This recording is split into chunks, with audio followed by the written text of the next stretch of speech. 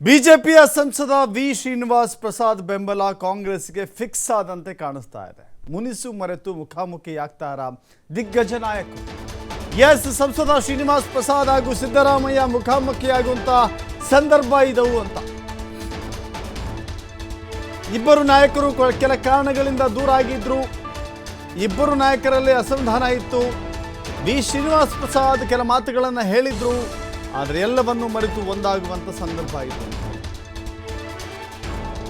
ಸಂಸದ ವಿ ಶ್ರೀನಿವಾಸ್ ಪ್ರಸಾದ್ ಅವರ ನಿವಾಸಕ್ಕೆ ಭೇಟಿ ನೀಡ್ತಾ ಇದ್ದಾರೆ ಸಿದ್ದರಾಮಯ್ಯ. ಸಿಎಂ ಆಪ್ತ ಮೂಲದಿಂದ TV5 ಕನ್ನಡಕ್ಕೆ ಮಾಹಿತಿ ಸಿಗ್ತಾ ಇದೆ. ಈಗಾಗಲೇ ಶ್ರೀನಿವಾಸ್ ಪ್ರಸಾದ್ ಭೇಟಿ ಮಾಡಿರುವಂಥ HC ಮಹದೇವಪ್ಪ, ಯತೀಂದ್ರ ಸಿದ್ದರಾಮಯ್ಯ ಒಂದು ರೀತಿ ಅಲ್ಲಿಗೆ ಬೆಂಬಲ ಸಿಗುವ ಎಲ್ಲ ರೀತಿಯ ಲಕ್ಷಣಗಳಿದೆ.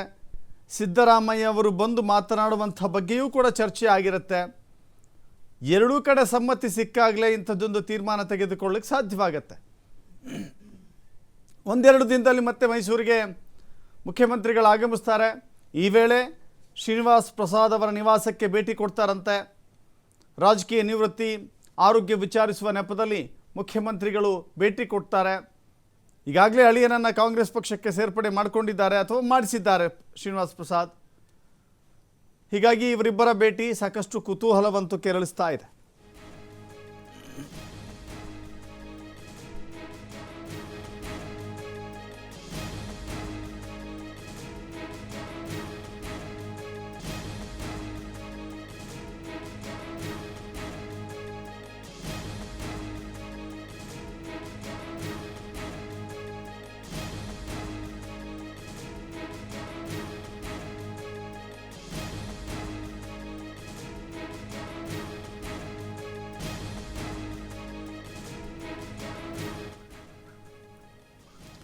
ಮತ್ತಷ್ಟು ಮಾಹಿತಿ ನಮ್ಮ ಪ್ರತಿನಿಧಿ ಪುನೀತ್ ನೀಡ್ತಾರೆ. ಪುನೀತ್, ಕಳೆದ ರಾಜಕೀಯ ಬೆಳವಣಿಗೆಗಳೇನಾಗಿದೆ ಅಂತ ಎಲ್ಲವನ್ನು ಕೂಡ ಗಮನಿಸಿದ್ದೀವಿ.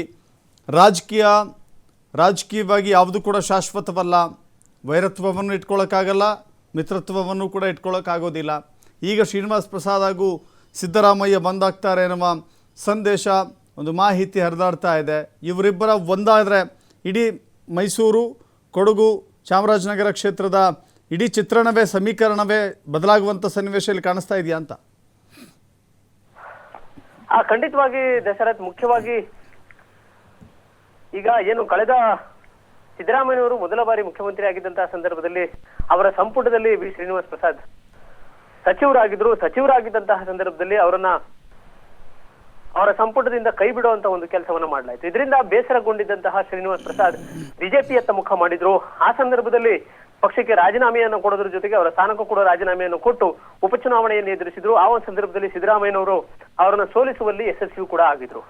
ಇದನ್ನೇ ಏನು ಕೋಪಗೊಂಡಿದ್ದಂತಹ ಶ್ರೀನಿವಾಸ್ ಪ್ರಸಾದ್ ತದನಂತರ ಬಂದಂತಹ ಚುನಾವಣೆಗಳಲ್ಲಿ ಮುಖ್ಯಮಂತ್ರಿ ಸಿದ್ದರಾಮಯ್ಯನವರನ್ನ 36,000 ಅಂತರಗಳಲ್ಲಿ ಸೋಲಿಸುವಂತಹ ಒಂದು ಪ್ರಯತ್ನದಲ್ಲಿ ಅವರು ಪರೋಕ್ಷವಾಗಿ ಕೆಲಸವನ್ನ ಮಾಡಿದ್ರು. ಆ ಮೂಲಕ ಆ ಸೇಡನ್ನು ಕೂಡ ತೀರಿಸಿಕೊಳ್ಳುವಂತಹ ಕೆಲಸವನ್ನ ಮಾಡಿದ್ರು. ತದನಂತರ ಸಂಸದರಾಗಿ ಏನು ಚಾಮರಾಜನಗರದಲ್ಲಿ ಗೆದ್ದಂಥದ್ದಿರಬಹುದು, ಜೊತೆಗೆ ಉಪಚುನಾವಣೆ ಮತ್ತೆ ಏನು ನಂಜನಗೂಡು ಚುನಾವಣೆಯಲ್ಲಿ ತಮ್ಮ ಅಳಿಯನನ್ನ ಗೆಲ್ಲಿಸಿಕೊಳ್ಳುವಂತಹ ಕೆಲಸವನ್ನ ಮಾಡಿದ್ರು. ಆದ್ರೆ ಇದೆಲ್ಲ ಬೆಳವಣಿಗೆಗಳ ನಡುವೆ ಬಿಜೆಪಿಯ ನಾಯಕರುಗಳು ವಿ ಶ್ರೀನಿವಾಸ್ ಪ್ರಸಾದ್ ಅವರನ್ನ ಸರಿಯಾಗಿ ನಡೆಸಿಕೊಳ್ಳುವಂತಹ ಒಂದು ಕೆಲಸವನ್ನ ಮಾಡಲಿಲ್ಲ. ಜೊತೆಗೆ ಅವರ ಅಳಿಯನಿಗೆ ಈ ಬಾರಿ MP ಟಿಕೆಟ್ ಅನ್ನ ಕೊಡ್ಲಿಲ್ಲ ಅನ್ನೋ ಒಂದು ಬೇಸರ, ಜೊತೆಗೆ 50 ವರ್ಷ ಪೂರೈಸಿದಂತಹ ಅವರು ರಾಜಕೀಯದ ಸಂದರ್ಭ ಏನಿದೆ ಆ ಒಂದು ಸಂದರ್ಭದಲ್ಲಿ ಅವರನ್ನ ಸಂಪರ್ಕಿಸುವಂತ ಒಂದು ಕೆಲಸವನ್ನು ಕೂಡ ಮಾಡಲಿಲ್ಲ. ಇದರಿಂದ ಬೇಸರಗೊಂಡಂತಹ ಶ್ರೀನಿವಾಸ್ ಪ್ರಸಾದ್ ಕಾಂಗ್ರೆಸ್ನತ್ತ ಒಲವನ್ನು ಹೊಂದಿದ್ರು. ಜೊತೆಗೆ ಕಳೆದ 7 ವರ್ಷಗಳಿಂದ ವಿ ಶ್ರೀನಿವಾಸ್ ಪ್ರಸಾದ್ ಅವರ ಮೇಲೆ ಕೋಪಗೊಂಡಿದ್ದಂತಹ ಸಿದ್ದರಾಮಯ್ಯನವರು ಇರಬಹುದು, ಜೊತೆಗೆ ವಿ ಶ್ರೀನಿವಾಸ್ ಪ್ರಸಾದ್ ಅವರು ಇರಬಹುದು, ಇವರೆಲ್ಲರೂ ಕೂಡ ಹಳೆ ಮುನಿಸನ್ನ ಮರೆತು ಈಗ ಒಂದಾಗ್ತಾ ಇರತಕ್ಕಂಥದ್ದು.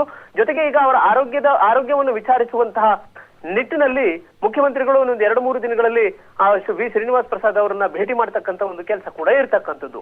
ಈ ಮೂಲಕ ಅವರು ಒಂದಾಗುವಂತಹ ಒಂದು ಸನ್ನಿವೇಶ ಎದುರಾಗೋದ್ರ ಜೊತೆಗೆ ಈ ಬಾರಿಯ ಲೋಕಸಭಾ ಚುನಾವಣೆಯ ಸಂದರ್ಭದಲ್ಲಿ ಸಾಕಷ್ಟು ಲಾಭವನ್ನ ಪಡೆದುಕೊಳ್ಳಿಕ್ಕೆ ಅವರು ಈ ಒಂದು ಲೆಕ್ಕಾಚಾರವನ್ನು ಕೂಡ ಇಟ್ಕೊಂಡಿರ್ತಕ್ಕಂಥದ್ದು. ಯಾಕೆಂತ ಹೇಳಿದ್ರೆ ಮೈಸೂರು ಮತ್ತೆ ಚಾಮರಾಜನಗರ ಲೋಕಸಭಾ ಕ್ಷೇತ್ರ ಏನಿದೆ, ಈ ಎರಡೂ ಕ್ಷೇತ್ರಗಳಲ್ಲಿ ತನ್ನದೇ ಆದಂತಹ ಬೆಂಬಲಿಗರನ್ನ ಹೊಂದಿರತಕ್ಕಂತ ಹಿರಿಯ ನಾಯಕ ವಿ ಶ್ರೀನಿವಾಸ್ ಪ್ರಸಾದ್ ಈಗ ಹಳೆಯ ಮುನಿಸನ್ನ ಮರೆತು ಘಟಾನುಘಟಿ ನಾಯಕರುಗಳು ಒಂದಾಗ್ತಾ ಇರತಕ್ಕಂಥದ್ದು ಕಾಂಗ್ರೆಸ್ಸಿಗೆ ಹೆಚ್ಚಿನ ಲಾಭವನ್ನು ಕೊಡುತ್ತೆ, ಬಿಜೆಪಿಗೆ ಸಾಕಷ್ಟು ನಷ್ಟವನ್ನ ಉಂಟು ಮಾಡುತ್ತೆ.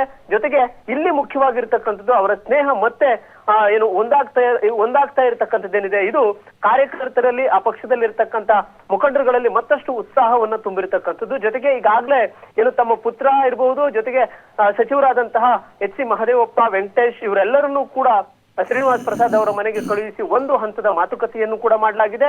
ಇನ್ನು 2-3 ದಿನಗಳಲ್ಲಿ ಮುಖ್ಯಮಂತ್ರಿಗಳೇ ಖುದ್ದಾಗಿ ಶ್ರೀನಿವಾಸ್ ಪ್ರಸಾದ್ ಅವರನ್ನ ಭೇಟಿ ಮಾಡ್ತಾರೆ.